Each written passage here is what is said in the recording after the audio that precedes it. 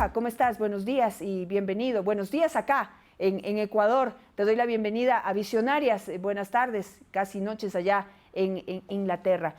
Tú has seguido de cerca esta investigación. ¿Cómo ves, cómo impacta en este momento la decisión de un juez en Norteamérica de darle paso a la denuncia de Virginia Roberts? Rafa, si puedes encender tu micrófono, por favor, para escucharte. Ahora creo que me podréis escuchar perfectamente, ¿verdad? Súper bien, claro que sí. Pues disculpad, todos estamos acostumbrados a esta tecnología de Zoom y sin embargo todos caemos siempre en el mismo error de dejar el micrófono La inactivo. frase más repetida de las entrevistas. El micrófono, por favor. Bueno, encantado de saludaros. Es verdad que ha sido una noticia impactante, pero una noticia de algún modo esperada. Este año se cumplen los 70 años del reinado de Isabel II, es decir, el reinado más longevo de la historia no solamente de la monarquía británica, sino de todas las monarquías.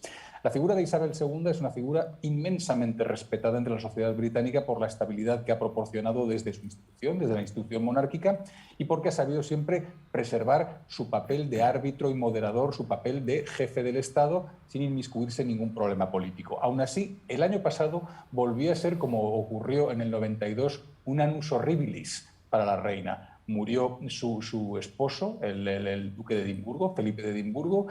Se enfrentaron a los problemas ocasionados por su nieto Enrique, el príncipe Harry, y Meghan Markle cuando decidieron huir a Estados Unidos, y sobre todo se encontraron también con el asunto del que ha sido siempre su hijo favorito, el príncipe Andrés, y su implicación con el millonario pedófilo estadounidense Jeffrey Epstein y su trata de menores para realizar abusos sexuales. Una vez que Epstein se suicida en una celda neoyorquina, una vez que su novia y conseguidora Ghislaine Maxwell es también condenada por un jurado estadounidense, precisamente por tráfico sexual de menores, queda una sola pieza por abatir. Y esa pieza es el príncipe Andrés, que tiene probablemente el próximo otoño que hacer frente a un juicio en los tribunales estadounidenses muy complicado por presuntos abusos sexuales a una menor, a una mujer de 17 años, que eran los años que tenía entonces Virginia Roberts. Claro, ahora, ¿Qué ocurre? Bueno, sí, Rafa, lo que devela la participación del príncipe Andrés, porque todo esto, como yo lo dije en un inicio, todos los personajes que desfilaron por las mansiones de Jeffrey Epstein están en el anonimato. No sé si tú nos puedes confirmar eso, o hay una lista de personas que fueron los protagonistas o los beneficiarios de este negocio de explotación sexual de Jeffrey Epstein y su novia o mejor amiga. Pero en el caso del príncipe Andrés se filtra una fotografía en donde en una de sus mansiones se le ve a él con Virginia Roberts, y Virginia dice que eso fue previo al acto sexual al que habría tenido que acceder por pedido de Jeffrey Epstein para estar en la cama con el príncipe Andrés, cuando ella tenía apenas 16 años. Esa foto tuvo lugar en el apartamento de Londres de Ghislaine Maxwell. Ghislaine Maxwell, que es un personaje clave en toda esta historia, es la hija de un magnate de los medios de comunicación británicos llamado Robert Maxwell, que además acabó misteriosamente asesinado en aguas cercanas a las Islas Canarias.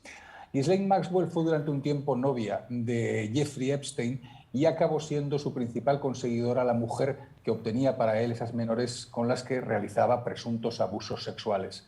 Ghislaine Maxwell es la mujer que introduce a Jeffrey Epstein a todo un mundo de aristocracia y a un mundo de celebrities al que el millonario estadounidense, con todo su poder, no estaba, sin embargo, acostumbrado a tratar. Así que ella es clave para entender quiénes son los personajes que acabaron formando parte de la corte de Epstein y acabaron conociendo sus andanzas y aprovechándose de sus influencias con estas menores. Hubo un primer juicio en el que finalmente tanto Virginia Roberts como Epstein llegaron a un acuerdo extrajudicial por el que ella recibió $500,000 y el caso concluyó de ese modo. En ese juicio probablemente ya hubo nombres que nunca se han conocido, no se han filtrado.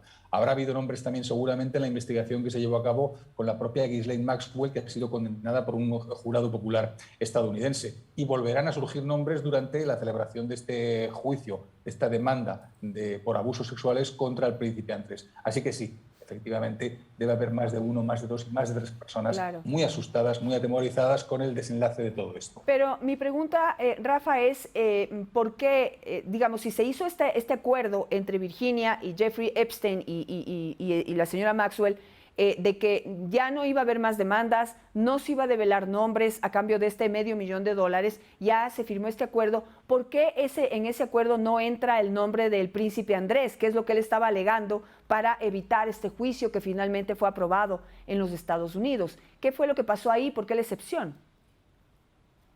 Ese acuerdo venía a decir literalmente que Virginia Giuffre renunciaba a impulsar nuevos litigios contra potenciales acusados. ¿Qué ocurre? El término potenciales acusados es muy ambiguo y, sobre todo, solo una persona podría aclarar a qué se estaba refiriendo con ese acuerdo, y esa persona es Epstein, evidentemente. Es la palabra en estos momentos de Epstein, que está muerto después de haberse suicidado en una celda neoyorquina contra la principal demandante y también firmante de ese acuerdo judicial, extrajudicial, que es Virginia Giuffre. Ante esa situación, a pesar de que el príncipe Andrés haya pretendido cobijarse bajo ese acuerdo extrajudicial y asumir que él mismo podía ser uno de esos potenciales acusados, el juez ha dicho que no le convence la fórmula y que en estos momentos él tiene que defenderse por sí mismo. Así que ha tenido que ver cómo sobreseían su petición y el juicio sigue adelante. ¿Y por qué Virginia decide únicamente tomar acciones contra, si ya no hay ya no está Epstein, que se suicidó en una cárcel como tú nos lo recuerdas, si ya no está Epstein para aclarar en qué consistía este acuerdo, ¿por qué Virginia solamente decide acusar al príncipe Andrés y no devela y acusa a los otros protagonistas de estos abusos del que ella fue víctima? Pues hombre, te daría dos respuestas al respecto. En primer lugar, evidentemente, la figura del príncipe Andrés es infinitamente más relevante que otras muchas figuras. Ya es propia decisión de ella decidir contra quién quiere actuar judicialmente. Y en cualquier caso, ella fue una más de todo el círculo de menores que estuvieron bajo la órbita y bajo la autoridad explícita de Jeffrey Epstein. No sé exactamente qué relaciones sexuales pudo tener ella con otras personas o si eran personas tan relevantes como lo ha podido ser el príncipe Andrés. Pero en cualquier caso, la decisión de actuar judicialmente contra una sola persona, contra Andrés, es la que ha tomado ella. Y entiendo que habrá influido notablemente el hecho de que sea una persona tan relevante. Bueno, tal vez, y esto es de especulación, obviamente la decisión y además absolutamente de apoyo total, por lo menos de parte de las mujeres alrededor del mundo que combatimos y luchamos contra los abusos sexuales. Pero quizás en el caso de Andrés es en donde hay la fotografía. O no sé si tú conoces si hay otras fotografías en donde trasciende y se ve quiénes circulaban por esas mansiones y por esas casas. No, aparte de algunas imágenes de vídeo en las que se ve, por ejemplo, asomar por la puerta de la mansión neoyorquina de Epstein al príncipe Andrés, fotos realmente existen dos. Esa foto, la del príncipe Andrés con Virginia Roberts en el apartamento de Ghislaine Maxwell, y una foto de él y Epstein caminando por Central Park cuando Epstein ya había cumplido una condena de 13 meses por delitos también de abusos sexuales. Es decir, resulta especialmente escandaloso que el príncipe Andrés fuera directamente a Nueva York a hablar con Epstein cuando ya se sabía que había sido condenado por un asunto tan turbio.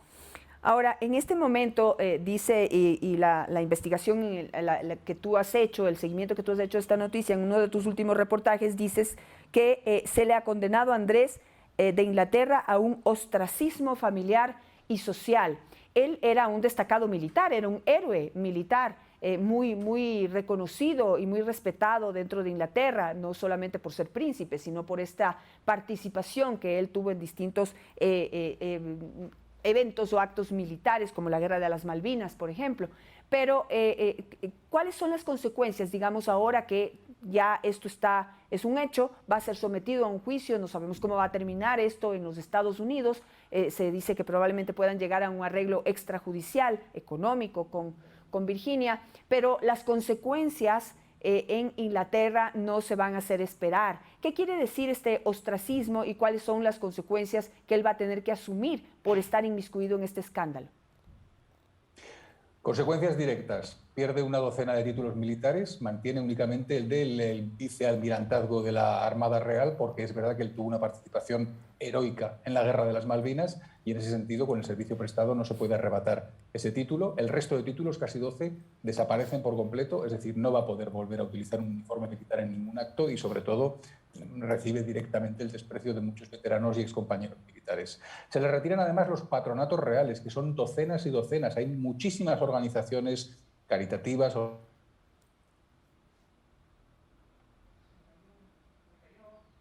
ver, parece que se nos cayó la comunicación con Rafa de Miguel. Vamos a ver si se recupera. Pero pues sí, eso es lo que está ocurriendo en este momento en Inglaterra, en donde están pasando... Isabel II. Ahí volvemos. Perdón. ¿Me escucháis bien ahora? Volviste, Rafa, se nos cortó unos segundos tu comunicación, pero prosigue, por favor, de lo que estabas diciendo, estas consecuencias a las que está sometido Andrés.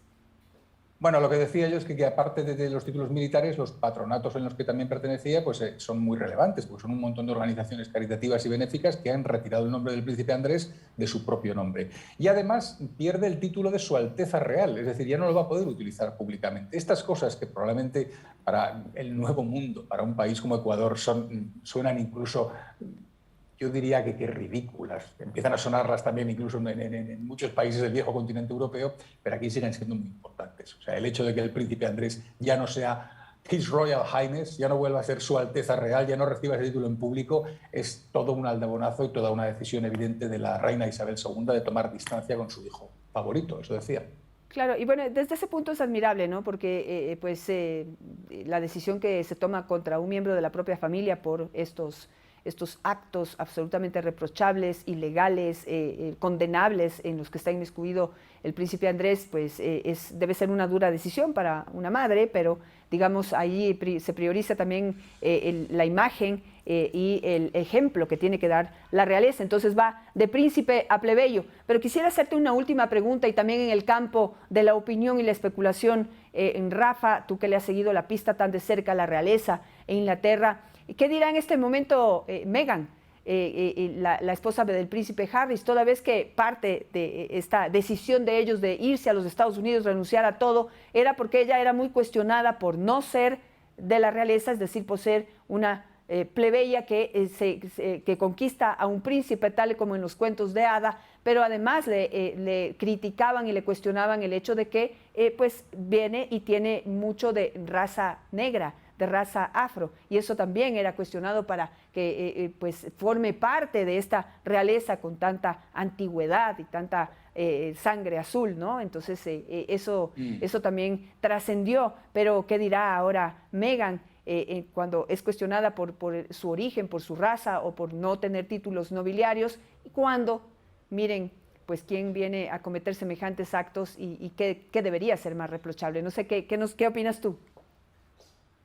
Hombre, yo, si me permites, añadiría dos matices a esa exposición que has realizado de un modo tan completo. Las acusaciones de presunto racismo o incluso de presunto clasismo a la hora de tratar la incorporación de Meghan Markle a la Casa Real Británica son acusaciones de la propia Meghan Markle y de su esposo, el príncipe Enrique.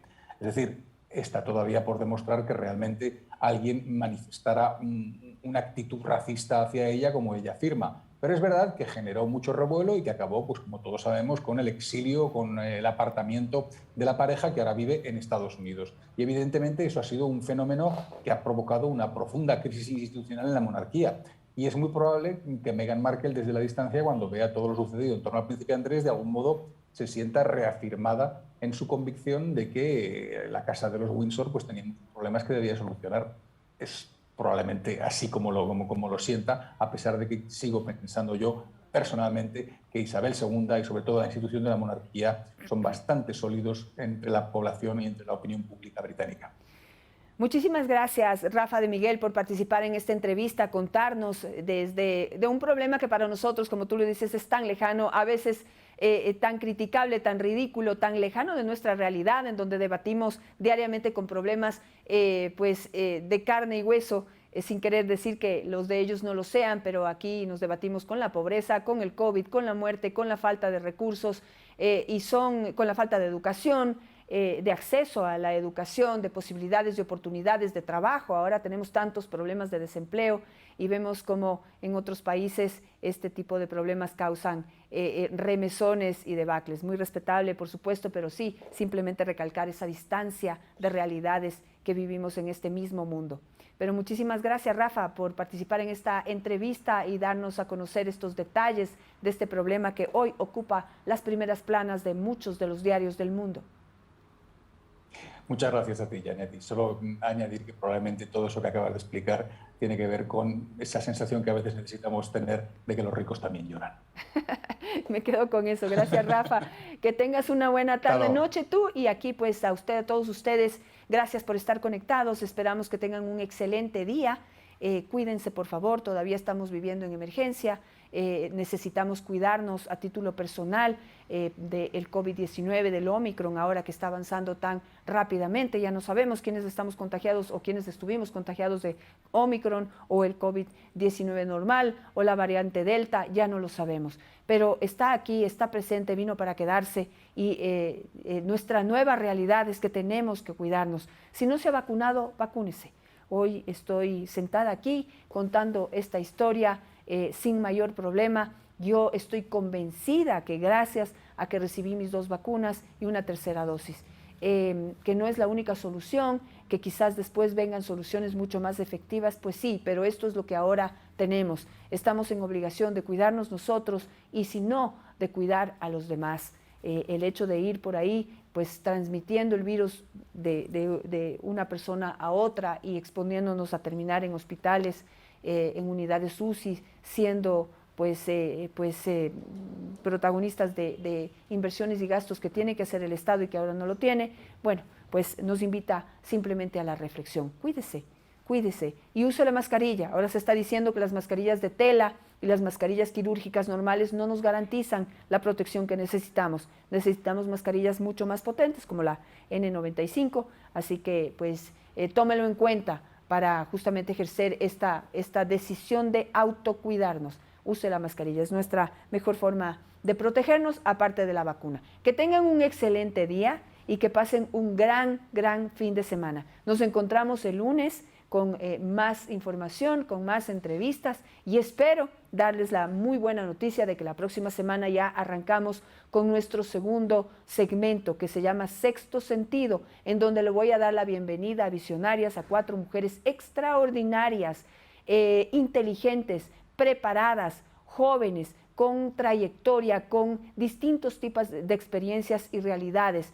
Con ellas estrenaremos Sexto Sentido, que es un segmento de debate en donde conversaremos de diversos temas, pero ya en esta modalidad periodística del debate y la opinión, en donde 4 mujeres serán protagonistas, pero tendremos también invitados, hombres, mujeres, quienes consideremos que sean los mejores expertos y especialistas para guiar nuestra opinión y, por supuesto, principalmente la suya también, que tenga elementos para poder desarrollar, tomar posiciones pues argumentar su opinión frente a los diversos temas que nos afectan en el día a día. Gracias y que tengan un buen día.